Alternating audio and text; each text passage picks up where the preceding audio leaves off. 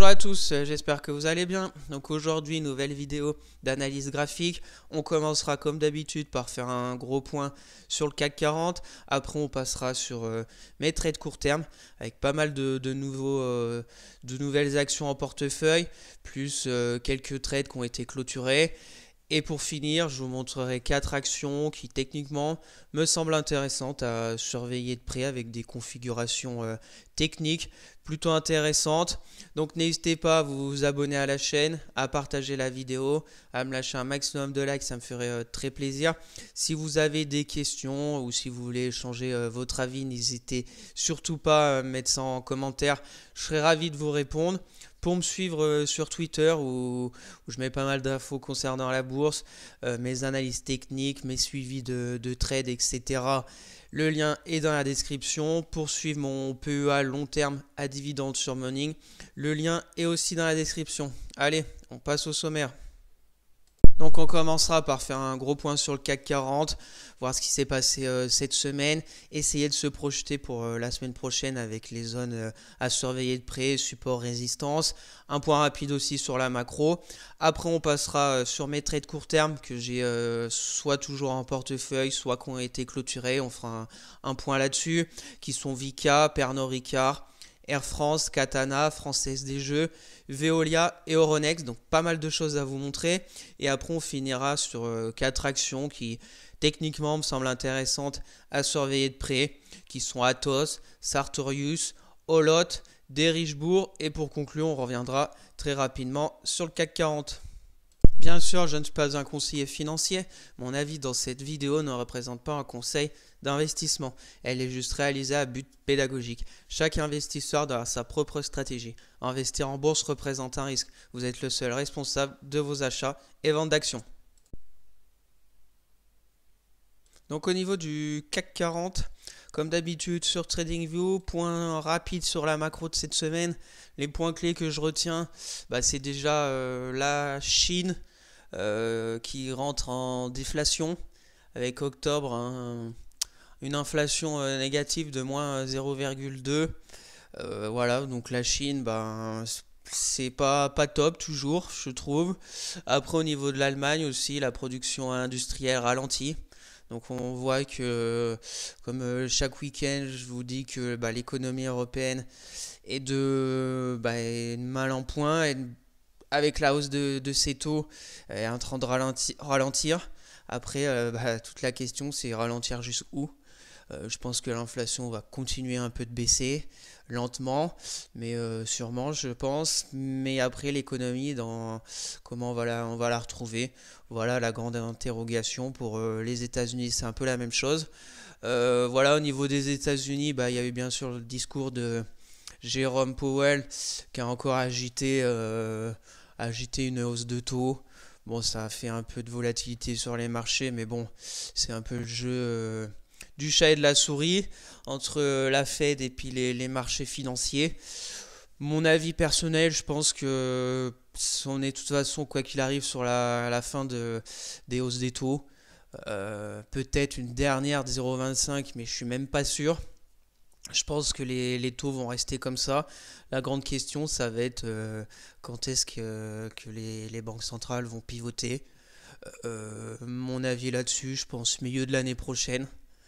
Voilà, après bon, on verra ça semaine après semaine, mois après mois, et puis on verra ce qu'il va falloir regarder, c'est les indicateurs économiques, que ça soit l'emploi, bien évidemment l'inflation, et puis les ventes au détail, etc. Donc la semaine prochaine, les rendez-vous à regarder aussi, il y aura bien évidemment il y aura le PIB encore mardi de l'Europe, il y aura l'inflation aux États-Unis mardi, mercredi on aura l'inflation en France, les ventes au détail importants je pense aux États-Unis à regarder, les prix à la production aussi, tout ça c'est des indicateurs pour bien évidemment l'inflation, l'économie du pays. Puis après, on aura des discours, voilà, une semaine un peu classique, l'inflation de la zone euro, à surveiller de près aussi. Voilà les choses qui pourraient faire bouger les marchés s'il y a une grosse surprise. Quand on est vers les consensus, c'est déjà pricé par le marché. Donc voilà, les marchés bon, n'en tiennent pas vraiment compte. Et puis des fois, ben, quand il y a une grosse surprise, ben là ça peut partir violemment dans un sens comme dans l'autre. Donc voilà, après au niveau des entreprises, ben, on touche à sa fin. Je crois que c'est presque fini. Après, ça sera rendez-vous au quatrième trimestre pour les résultats d'entreprise, les résultats annuels qui vont être importants aussi de suivre début d'année prochaine. Donc voilà, au niveau du CAC 40 en hebdomadaire, donc bougie de cette semaine, indécision, mèche haute, mèche basse. La semaine, le week-end dernier, je vous avais dit résistance 7100, support, bah, ce gap là qu'on verra en daily, c'est ce qui s'est passé cette semaine. On a eu quand même pas mal de volatilité, mais bon, au final, on bouge pas. On est à moins 0,03 la semaine, donc on a fait du surplace par rapport à la semaine dernière. On est toujours en dessous de cette moyenne mobile 10 hebdomadaire. Voilà, donc déjà, bien évidemment, c'est toujours baissier à moyen terme là. Pardon. Donc en hebdomadaire, mes zones, bah, ça, c'est toujours 7200 pour vraiment avoir une poussée haussière plus significative. Et le plus bas, bah, 6008. Voilà, c'est notre zone d'alerte, on va dire 6008, 7002 en données hebdomadaires. On voit la moyenne mobile 10 pour le moment fait toujours office de résistance dynamique. Après on aura la 50, mais bon, à part ici que ça a un peu joué, on verra bien ce que ça donne. Elle reviendrait peut-être vers les 7002, donc aussi. Le RSI, j'ai toujours cette résistance oblique baissière. En hebdomadaire, on est toujours en dessous. Voilà au niveau de l'hebdo. Pas grand chose d'autre à dire. On va passer en daily. Donc daily, on a fait quoi cette semaine? Le week-end dernier, on était ici vendredi 3. Donc on était proche de la résistance des 7100 points. Mon scénario pour la semaine, c'était la résistance 7100 et peut-être revenir combler ce gap. Il n'est pas totalement comblé en clôture, mais bon, on est revenu dans ces zones-là pour repartir après à la hausse. Et vendredi, on a rebaissé presque moins 1% sur cette résistance. On a la petite moyenne mobile 50 aussi.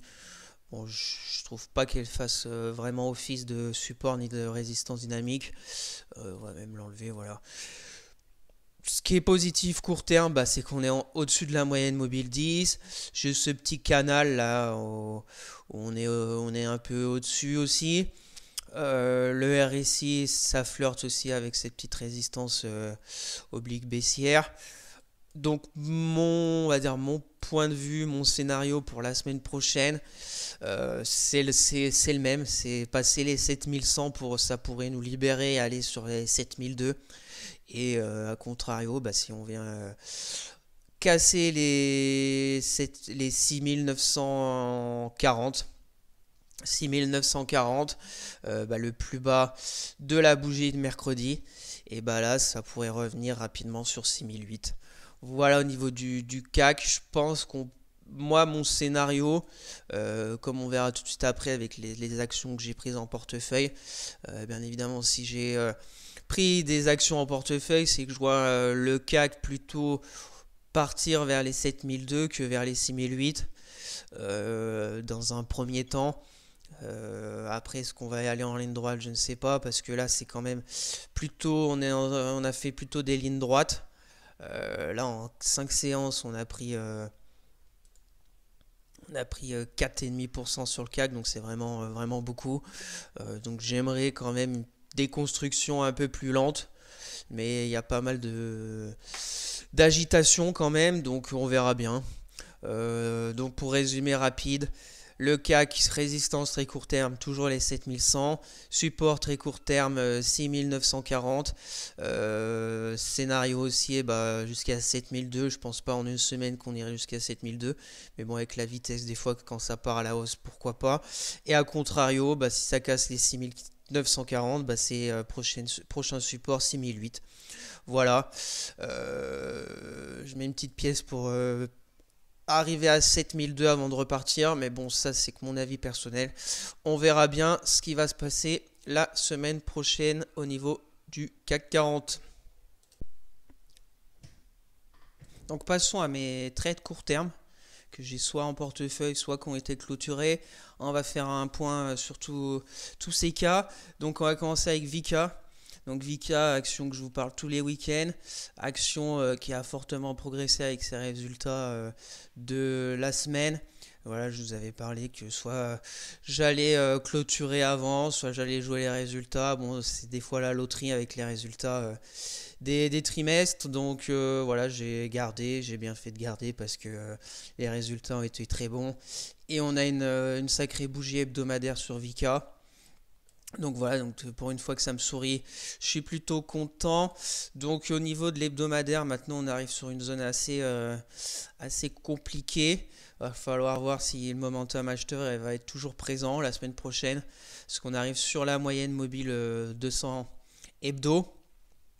Donc on voit c'était une belle résistance dynamique de nombreuses fois qu'on n'a pas clôturé au-dessus depuis mai 2018 sur Vika. Donc ça fait quand même assez longtemps. Voilà, on va voir ce que ça va donner la semaine prochaine. Pas grand chose non plus à dire en hebdomadaire, à part qu'on arrive sur une grosse résistance dynamique et que la bougie de cette semaine est vraiment belle avec un plus 8,39 en daily. Donc en daily, donc action que j'avais prise le 10 octobre avec toujours ce support oblique haussier qui a très bien joué son rôle de support oblique haussier. La moyenne mobile 200 daily pareil. La moyenne 50 je vais l'enlever parce qu'elle ne sert pas à grand chose ici. Donc ce qui s'est passé, bah, c'est les résultats du mercredi 7, je vais y enlever, ont été très bien accueillis par le marché. Donc mercredi 8, jeudi, vendredi, 3 très belles bougies haussières. Donc voilà, PRU je suis à 29,50. Bon, j'avais le top à 28,90, je vais le remonter je pense à 30,60. Je pense que je vais suivre les bougies jour après jour. Quand il y aura une bougie qui clôturera plus basse que la bougie de la veille, ben, je sortirai. Mon objectif depuis le début c'était 32,20. À voir quand on y arrivera. Après j'ai un autre objectif 34. Pourquoi 34? Parce qu'on a toujours un gap baissier ici du mois de février. Donc à voir si vraiment il y a un momentum acheteur et si la hausse continue sur Vika. Voilà. Pour les personnes qui souhaiteraient tenter quelque chose sur Vika, il faudra attendre une toute petite respiration. Pour essayer de prendre le train, je pense il y a cette zone de polarité ici où j'avais mon premier objectif à 30-60. Si elle revient dans ces zones là 30-60 ou même 31, si vraiment vous sentez que Vika peut aller sur les 34, voilà 31 pour prendre la vague. Il y aura la résistance vers les 32,20. Plus on a vu, on est sur la résistance de la moyenne mobile 200 hebdo. À voir, il y a vraiment du beau volume. Il y a tout ce qu'il faut. Les bandes de Bollinger, on voit que c'est vraiment du momentum acheteur. Elles sont bien écartées. On clôture même au-dessus de la borne haute de la Bollinger. Donc tout va bien pour Vika pour le moment. Donc on va accompagner tout ça et je vous en reparlerai sûrement la semaine prochaine. Et puis bien évidemment sur Twitter si je clôture ma position sur Vika. On va passer après à Pernod Ricard. Donc Pernod Ricard, est-ce qu'il y a quelque chose Pernod Ricard en hebdomadaire, on n'est pas loin des zones potentiellement, je pense, intéressantes pour du très long terme. Fondamentalement, je pense que c'est quand même intéressant. Après, il y a quand même la question de son exposition aussi aux États-Unis, voir les résultats de l'année prochaine. Je pense que déjà, il y en a qui ont été pricés par le marché parce qu'on a eu quand même une belle chute. Mais est-ce que les résultats par exemple, du T1 de l'année prochaine vont être bons ou moins pires que prévu? C'est toute la question maintenant. Bien évidemment, personne ne le sait à l'avance. Pernod Ricard, mon trade a été clôturé vendredi parce que avec cette méchante bougie de presque moins 6%, avec un profit warning c'est quel du luxe qui a été malmené vendredi. C'est avec Moncler, résultat pas bon, et une autre société pareil qu'on été pas bon du tout. Les sociétés de ce secteur ont bien morflé vendredi. Donc Pernod Ricard, je suis sorti à 166 euros, stop que j'avais mis. Donc au final, je suis flat. Je perds pas d'argent, mais je n'en gagne pas. Voilà. Dommage parce que je pensais qu'il y avait vraiment un potentiel pour aller un peu plus haut. Mais voilà, c'est les marchés. Maintenant, sur Pernod Ricard, je vais attendre de voir parce qu'on revient sur une zone potentiellement intéressante. On revient là, il y avait la très belle congestion que j'ai prise avec cette belle bougie haussière pour accompagner. Et là, je me prends le stop. On est de retour. Voir la digestion de ces annonces sur le secteur. Si je pense que ça pourrait repartir sur Pernod. On verra bien. On va la garder parce que je pense qu'il y a du potentiel sur Pernod Ricard. Voilà, là je suis sorti, il y a ce gap baissier qui est toujours ouvert. Affaire à suivre, Bollinger, non, il n'y a rien à signaler. La moyenne mobile 10 qui a été enfoncée. La 50 aussi qu'on était bien passé au-dessus, qui a été enfoncée. Partiellement, bon, on est encore à la limite, mais on voit qu'elle avait bien joué le rôle de résistance. Il faut réagir sous peu pour repartir à la hausse, sinon on reviendrait vers les 156, qui serait aussi une très belle zone, je pense, pour tenter quelque chose sur Pernod Ricard à surveiller. Pour le moment, moi, je suis sorti de ce trade. Voilà sur Pernod Ricard à surveiller parce que je pense qu'il y a peut-être quelque chose à faire dans les prochains jours sur Pernod. Je vous en parlerai sur Twitter si il se passe quelque chose d'intéressant. On va passer à Air France KLM. Air France KLM, pareil. Je suis sorti parce que j'avais mis mon stop à 12. Voilà, je suis sorti. Je suis pas déçu parce qu'elle a très bien progressé, que c'est un trade gagnant. Donc à chaque fois qu'on ouvre le tiroir caisse, c'est toujours positif. Même bien évidemment, on n'a pas chopé le point haut, bien évidemment, il y a encore, je pense, du potentiel, mais bon, rien ne nous empêche de re-rentrer après. Tant qu'on perd pas d'argent en bourse, c'est la priorité pour ma part numéro 1 quand on fait des trades court terme. Première chose à faire, c'est pas perdre d'argent. La chose bonus, c'est d'en gagner. Pour le moment, Pernod Ricard, j'en ai pas perdu. Air France, j'en ai gagné. Donc tout va bien sur les trades. Donc Pernod, à peu près un peu moins de 6% de gain. C'est pas négligeable. Ma stratégie avait fonctionné, donc c'est bien.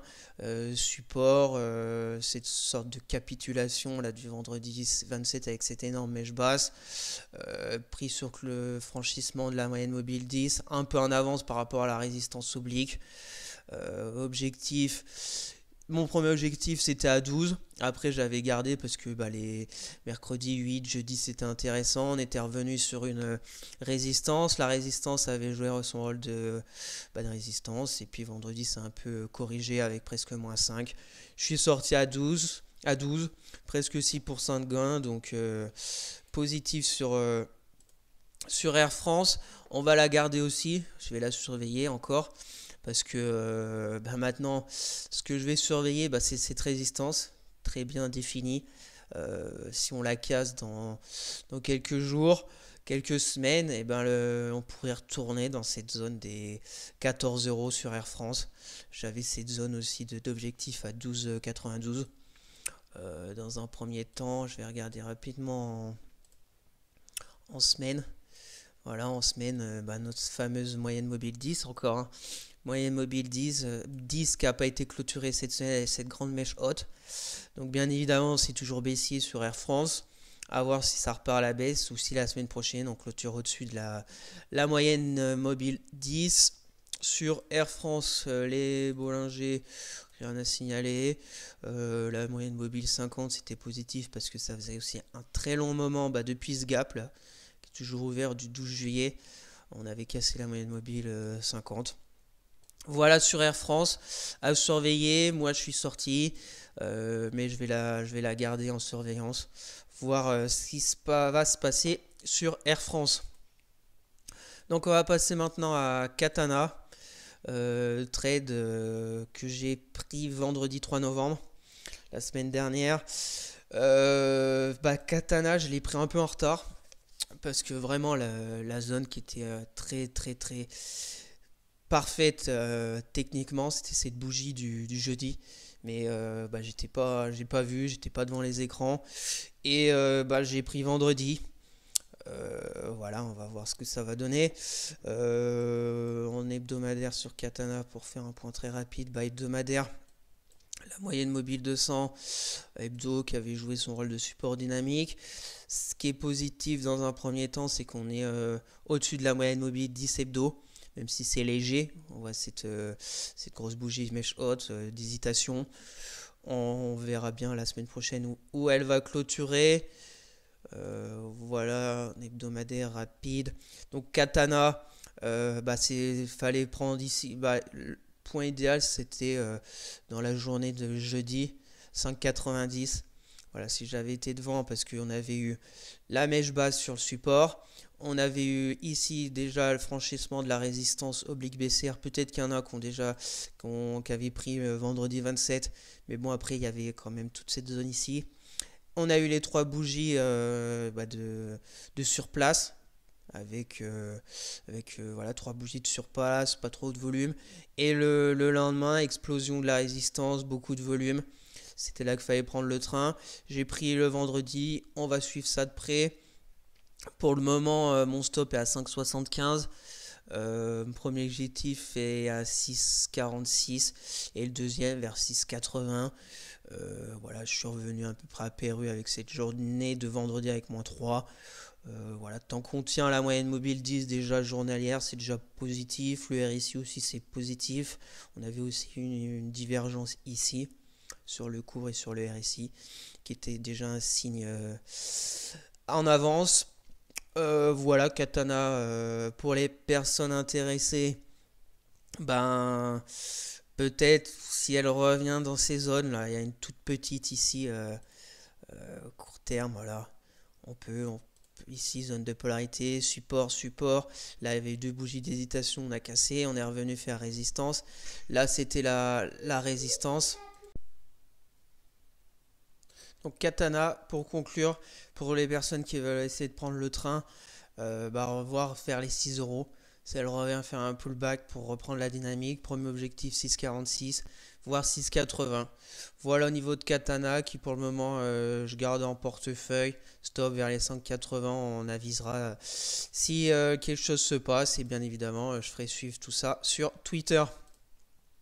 On va passer maintenant à la Française des Jeux. Donc Française des Jeux, il y a eu aussi du mieux. Hebdomadaire, donc quand on voit le cours d'hebdomadaire, c'est déjà une société qui est en bourse depuis que 2019. Donc on n'a pas non plus un historique vraiment lointain. Une excellente progression pour aller jusqu'à 51. On est revenu, on est reparti, on est revenu encore sur cette zone de polarité des 29, des 30 euros, un peu en dessous. Voilà pour voir la vision un peu long terme. Pour ma part, le trade sur Française des Jeux, donc il y a une sorte, un canal baissier qui a été commencé vers avril 2023. Voilà, très bien formé, une très belle tendance baissière. On voit des sommets les uns plus bas que les autres. Ou ce que je trouvais intéressant sur Française des Jeux, c'est cette bougie là de vendredi 20 octobre. Ça me fait penser aussi une sorte de capitulation parce que je crois que c'était les résultats avec un un gros, un gros gap baissier. On va y revenir en court terme là. Voilà, c'était cette bougie ici. Donc on a ouvert un énorme gap baissier et toute la journée, toute la journée, oui, toute la journée ça a payé. Ça, ça a payé la Française des Jeux, donc c'est plutôt un signe encourageant sur, sur ce genre de bougie. C'est surtout la bougie d'après qu'il faut regarder quand il y a ce genre de bougie. La bougie d'après, bah pareil, mèche basse, ça a toujours payé. Et après, on a fait une belle petite congestion ici, là, sur, sur la FDJ, au-dessus de la moyenne mobile 10, donc qui était intéressante. On a fait la mèche basse. Là, je pense tous ces jours, c'était intéressant un peu de rentrer. Il y avait résistance ici. Voilà, j'en avais pas mal, j'en avais un peu parlé sur Twitter. Sur toutes ces, on voit très bien la mèche ici. Voilà pour voir. Et donc ce que j'ai fait, bah, c'est le mercredi 8 novembre. Je suis rentré. Voilà, j'aurais pu faire avant, mais bon, je préfère quand même attendre un peu. On va dire, voilà, chacun a sa stratégie. Il y a ceux qui ont déjà payé ici, sur cette mèche basse, ceux qui payent les supports. Moi, j'attends quand même que ça se retourne un minimum. Voilà. Donc, ce qui est intéressant, c'était franchissement de la résistance oblique baissière. La moyenne mobile 50 aussi. Parce que la moyenne mobile 50, la dernière fois qu'on était au-dessus, c'était le 22 mai. Et là, on y est depuis 2 jours. Donc c'est positif. PRU 31,46. Le stop est pour le moment à 30,30. Maintenant, là, on est sur une zone de résistance. Voilà, je pense qu'elle a la force quand même de la passer, cette zone. Mais on est dessus. On voit que vendredi, on a fait une mèche haute. Jeudi, pareil, ça n'a pas réussi à clôturer au-dessus des 31,76. Donc, premier objectif de la semaine prochaine, c'est d'aller vers les 32 pour vraiment relancer la dynamique. Objectif 33,40.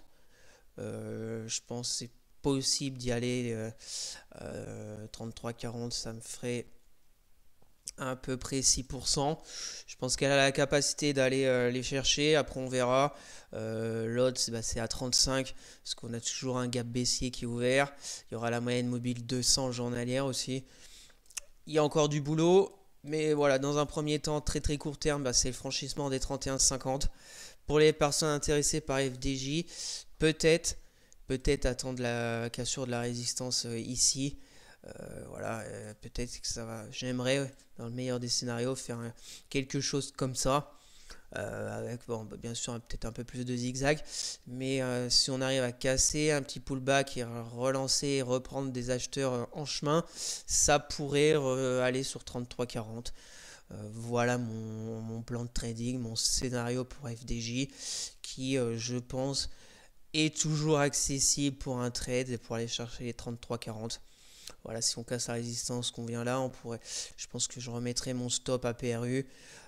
Et puis voilà, objectif numéro 1, ne pas perdre d'argent dans ces trades. RSI positif aussi, on voit que ça fait un moment qu'on n'était pas remonté vers les 62 RSI. Il y a du momentum, les Bollinger c'est pareil, c'est positif parce qu'elles sont en train de s'écarter, on est sur la borne haute. Voilà, ça fait aussi un moment qu'on n'avait pas été sur cette borne haute.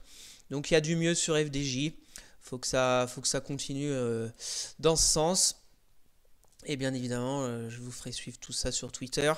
On va passer à Veolia. Donc Veolia en hebdomadaire. Veolia en hebdomadaire. Elle est comment Veolia? Donc Veolia en hebdomadaire, j'ai toute cette zone ici. Je vais la mettre avec mes petites...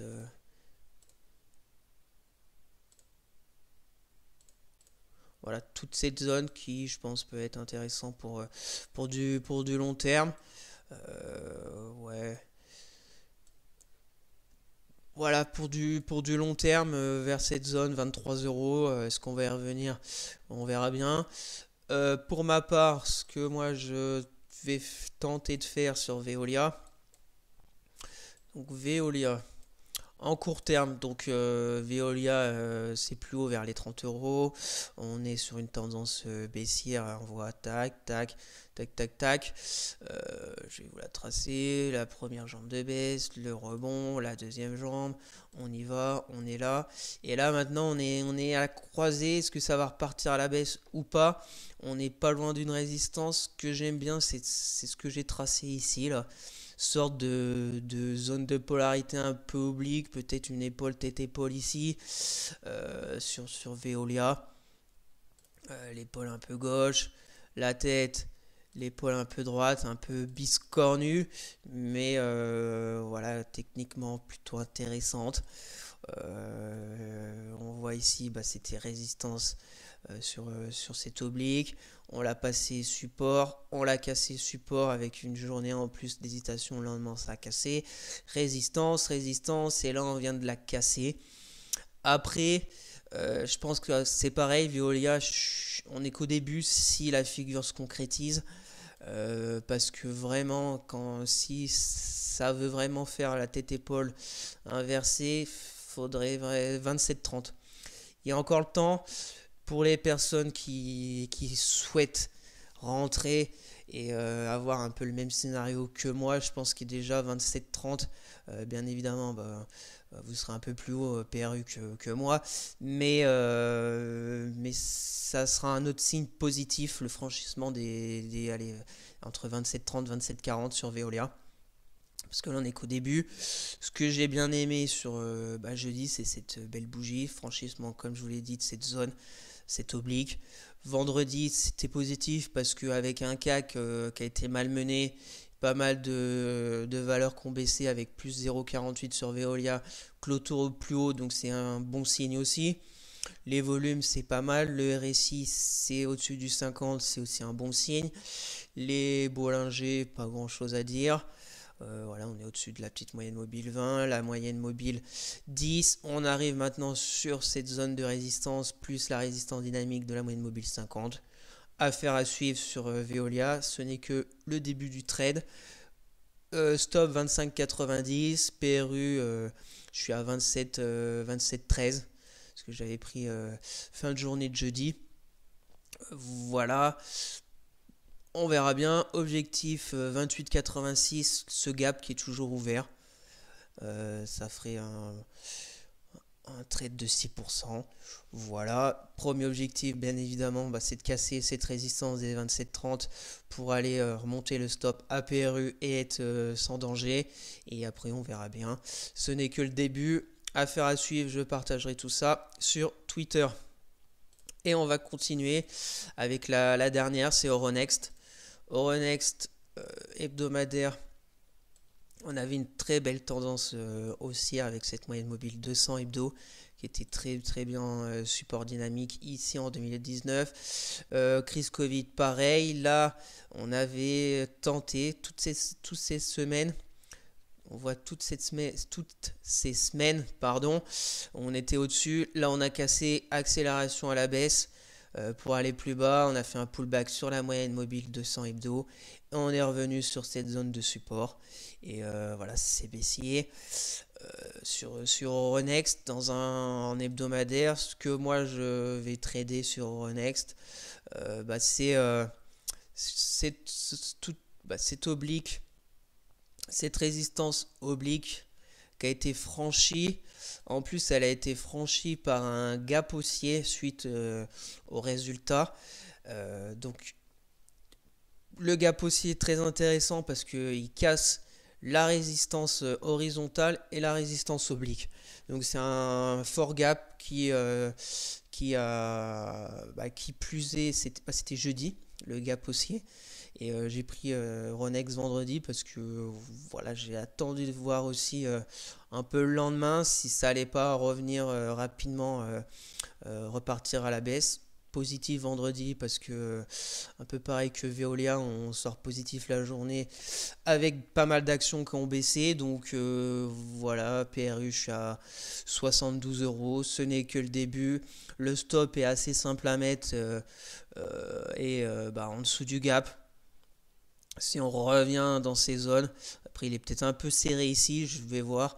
Mais pareil, pour les personnes qui croient en ce trade, qui veulent tenter quelque chose sur Euronext, euh, c'est que le début, c'est comme Veolia.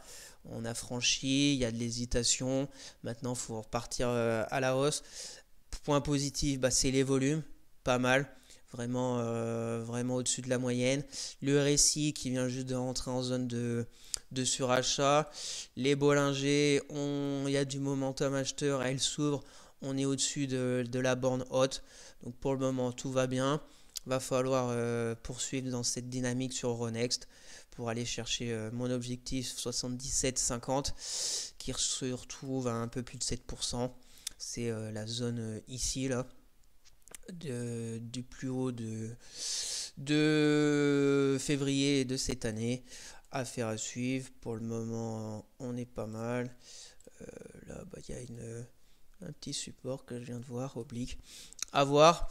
Voilà, pour les personnes intéressées, ben, c'est encore le moment. Peut-être un petit retour pour vraiment avoir un stop très court si elle revient vers les 60 et allez, 71 euros. Prendre à 71 euros, mettre un stop entre 69,50 et ouais, 69. Je pense 69 c'est pas mal le stop. Ça laisse un peu de marge. Si on revient clôturer ce gap haussier et qu'on revient dans cette zone, ça sentira quand même pas très bon sur Euronext. Après, il y aura ce support oblique qui sera un autre support. Voilà au niveau d'Euronext. Affaire à suivre sur Euronext, bien évidemment. Je partage tout ça sur Twitter en toute transparence. Donc voilà au niveau de mes trades court terme. Bon, il y a le dernier, ça c'est un ETF pour suivre le CAC. C'est l'inverse du BX4. Je vous le montre parce que j'ai pris aussi cette action, ce TTF le 7 novembre. Parce que comme je vous l'ai dit avec l'analyse du CAC, je le vois bien aller sur les 7002. C'est pour ça que j'accompagne la hausse. Vendredi, j'étais à deux doigts de vendre. Parce que j'étais revenu pile poil sur mon PRU. Donc j'ai vraiment hésité à sortir pour voilà, sortir flat. Je laisse, je suis quand même assez prudent. La mèche basse de vendredi est intéressante, j'espère que ça va continuer. Voilà, après ça je vous le mets pas trop dans mon tableau de récapitulatif du mois parce que des fois je fais même de l'intraday très rapide sur que ce soit le BX4 ou celui-là là. Donc voilà, je vous le montre parce que je l'ai pris mercredi pour accompagner la hausse du CAC. Voilà au niveau de mes trades court terme avec pas mal d'entrées en portefeuille. Ça va être intéressant de suivre ça cette semaine et on fera un point la semaine prochaine. Donc on va passer maintenant aux 4 actions que techniquement je vais vous montrer ce que je trouve intéressant et que je vais surveiller la semaine prochaine et que je vais vous faire suivre sur Twitter. Je vous rappelle, le lien est dans la description. Donc on va commencer avec Atos. Donc Atos en hebdomadaire, c'est vraiment la descente aux enfers. Quand même un cours en 2017 qui était vers les 100 euros. On est vers les 6 euros. On est dans des zones des plus bas historiques. Je vous montre même pas les années 2000 d'Atos parce que ça fait peur, 140 euros. Donc voilà, donc faites attention, je fais un petit rappel quand j'écoute des fois des choses sur Twitter pour dire le long terme, gardez vos actions, long terme, quoi qu'il arrive, nanani nanana. Voilà, les personnes qui ont par exemple moyenné à la baisse Atos entre 2000 et 2003. Et ben en 2023, 20 ans après, on est toujours en dessous des plus bas de 2003. Donc j'espère pour eux qu'ils ont quand même vendu dans ces années-là, entre 2016 et par exemple 2021. Parce que je pense que s'ils avaient moyenné à la baisse, pris un peu vers les 19 euros, ils devraient sortir pas mal dans ces années. Je sais que c'est plus facile à dire maintenant que quand on était par exemple vers 100 euros en 2017. Mais voilà, c'est pour vous dire qu'en bourse, tout peut arriver. On peut se retrouver avec des moins-values latentes énormes, donc il faut quand même faire attention et des fois arbitrer son portefeuille. Donc voilà, donc Atos en hebdomadaire, on est sur des plus bas, vraiment bas. On était, la moyenne mobile 200, elle est vraiment vraiment extrêmement loin. Elle est vers 38 euros, on est à 6,50 €. Donc il y a un potentiel aussi de rebond parce que bon, quand on a des chutes vertigineuses comme ça, il y a souvent quand même des rebonds. On avait eu ici un rebond entre septembre et juillet. Voilà, une tendance haussière court terme intéressante. Rebond dans la technique, dans la grande baisse d'Atos. Le support oblique haussier a été cassé. On a été un étage plus bas sur Atos. Là, on va passer en daily. Ce qui est plutôt positif sur Atos en hebdomadaire, c'est la clôture. On est au-dessus de la moyenne mobile 10 hebdo. Donc c'est déjà un premier point intéressant. On va voir en daily ce que j'aime pas mal ce que j'aime bien sur Atos. Donc en daily, on avait eu cette chute vertigineuse. On avait, on va dire, planté le couteau vers les 6,60. On était revenu vers les 8 euros. On est repassé. Là, on a cassé le support. Pullback comme d'habitude, un étage plus bas. Là, on a eu une grande mèche basse, sorte de capitulation qui a bien fonctionné parce qu'on a eu une enfilade de belles bougies haussières les jours suivants. Et là, on est de retour sur maintenant une zone de résistance, zone de polarité support-support, sur résistance. Et là, on est dessus. Ce que j'aime bien, c'est cette bataille. Cette bataille au-dessus de la moyenne mobile 10, toujours. Au-dessus de la moyenne mobile 50 aussi. On voit aussi que depuis le 27 juillet, on n'était pas passé au-dessus de cette moyenne mobile 50. Donc il y a aussi du mieux. Les Bollinger, pas grand-chose à dire. Donc ce que je vais attendre moi, c'est de voir qui va gagner entre les acheteurs et les vendeurs sur Atos, parce qu'on voit que c'est jour après jour des contre-pieds. Cette bougie était intéressante mais mèche haute.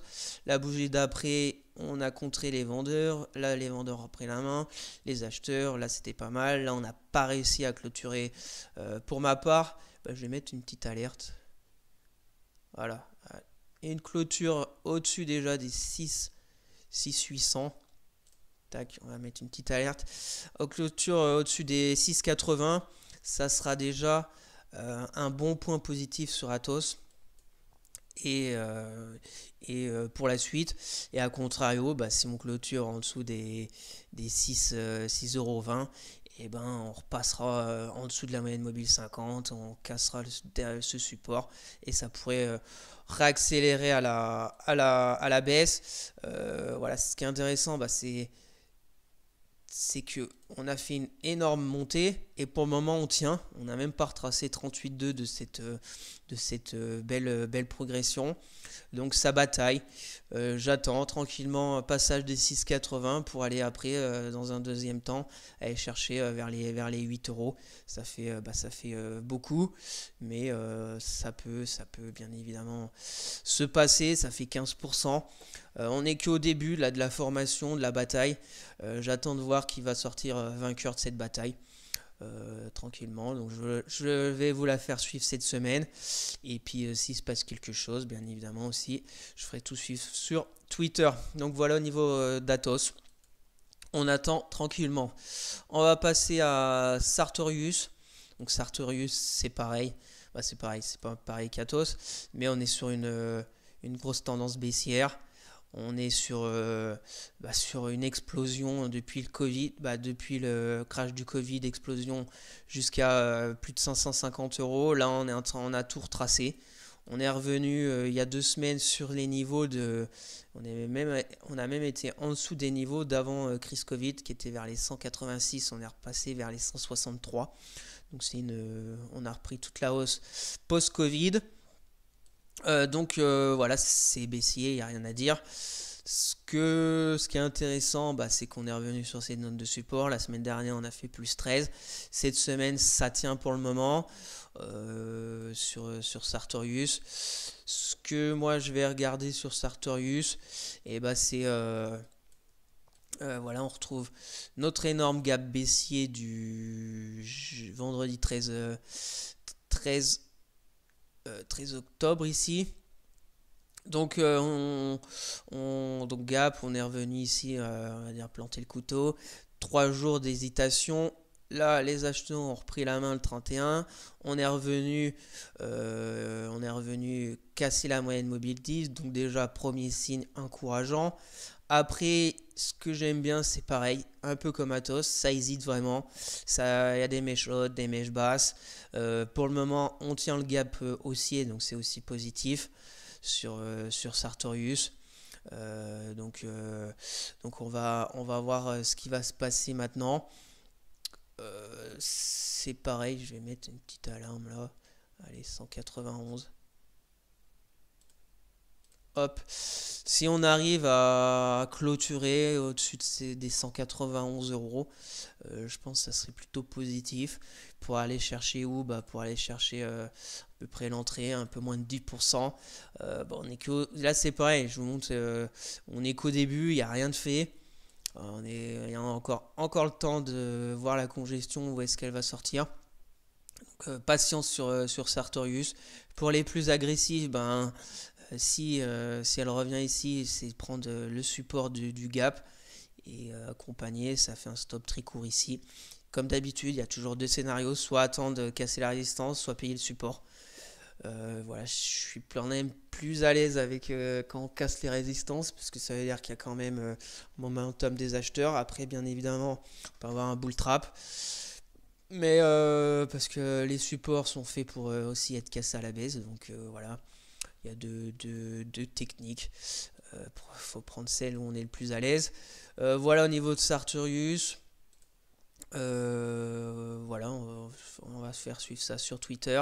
On va passer maintenant à une société que quelqu'un m'a fait découvrir. Donc je le remercie parce que je connaissais vraiment pas. C'est une toute petite capi, c'est Holot Group.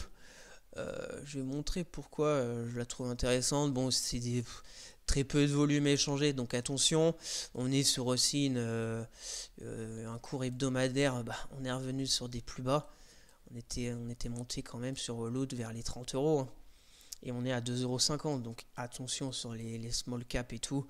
Ça peut être très très dangereux. Donc ce que j'aime bien en hebdomadaire, c'est qu'on est revenu sur des niveaux de 99 quand même sur Holot. Un support qui était de 2003, support vers 2009 aussi. Et là, on est revenu.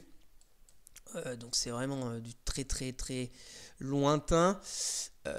Et ce que j'aime bien en daily, donc on avait une sorte de canal baissier, on va dire à pente douce, qu'on a cassé. Le support, le bas du canal a cassé, on a accéléré à la baisse. On avait cette mèche un peu basse, qui était plutôt un bon signe, mais bon, ça a accéléré plus bas pour revenir vers les 2 euros. Ensuite, à 2 euros, ça a commencé à acheter. On avait cette sorte de zone de polarité. On est revenu sur aussi cette zone de polarité des 2,60, 2,64. Et on est revenu encore faire un pullback vers 2,40. Et là, on est en train d'essayer de revenir encore vers les 2,60. On est sur une formation de TT-pole inversée. Ça fait à peu près voilà, comme ça. Donc là, on est en train d'essayer de faire l'épaule l'épaule droite sur cette figure. Après, ce que je ne sais pas, c'est dans des sociétés avec des faibles volumes, est-ce que les figures ont plus de chances d'aboutir que dans des grosses capis? J'en ai aucune idée. Je pense moins de chance parce qu'il y a quand même, s'il y a un gros poisson qui arrive et qui veut faire baisser ou monter, il y a quand même plus de chances qu'il arrive sur l'autre groupe que sur des grosses capis. Mais voilà, je vais suivre parce que bah, la figure est là. La tête de cou bah, serait ici.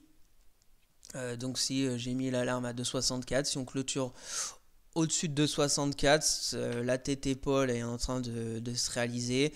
Donc je vous rappelle pour les targets de la TT Pole, si ce scénario est réalisé, la ligne de coup, on prend, on reporte. Voilà, ça nous ferait un retour sur cette zone vers les 3,20. Voilà, ça serait un retour. C'est une zone intéressante. Voilà, donc au lot de groupe, je connais pas fondamentalement. Que technique, tête épaule inversée en formation. On est en train de faire la dernière épaule. Si on casse la ligne de coup à 2,64, il y aura peut-être quelque chose à faire. Si bien évidemment on casse pas et qu'on repart à la baisse, et ben on laissera tomber. Ici, on était vraiment en zone de survente un peu extrême. On vient de repartir. Voilà, c'est très peu de volume, donc attention, mais je vous la partage parce que quelqu'un me l'a signalé sur Twitter. Je lui en remercie encore parce que c'est toujours intéressant de partager des actions, des choses. Voilà, je suis toujours intéressé par découvrir d'autres graphes. Donc n'hésitez pas en commentaire aussi à me partager des infos parce que je peux pas tout voir. Voilà, bande de Bollinger aussi, c'est intéressant, la moyenne mobile 20. On est en train de la travailler. Voilà, très curieux de voir où est-ce qu'elle va terminer fin de semaine prochaine. Donc je ferai tout suivre sur Twitter. Donc voilà au niveau des 4 actions que je vous ai présentées et que je vais vous faire suivre sur Twitter. Oh bah, je suis désolé, j'ai coupé l'enregistrement alors que j'ai oublié de vous montrer la dernière, c'est Derichebourg. Donc Derichebourg hebdomadaire, bah, ça vacille sévère sur le cours. On voit des longues années où c'est plutôt plat. D'un seul coup, ça part à la hausse, ça rechute, ça repart à la hausse, ça rechute. Voilà, donc en hebdomadaire, on est revenu sur une zone aussi de polarité intéressante vers les 3,80 €. Résistance, on l'a cassé, on a fait support il y a quelques semaines. Ce que moi je vais regarder sur Derichebourg, c'est quoi? Ah oui, pardon, ici là c'était un énorme gap haussier qui est toujours d'actualité. Donc décembre 2020, on avait fait un gros gap haussier sur Derichebourg. La borne haute du gap a joué son rôle de support et une fois et deux fois. Donc pour le moment, le gap est toujours ouvert. On va voir si dans un futur proche, on va rebaisser pour aller fermer ce gap vers les 3,60 €. Pour le moment, ce que j'aime bien sur Derichebourg, c'est cette résistance oblique baissière, cette sorte de support oblique haussier très court terme. Ce gap aussi ici, la baissier du 19 octobre qui a été clôturé en séance, mais bon, où les vendeurs ont repris la main du lundi 6 novembre.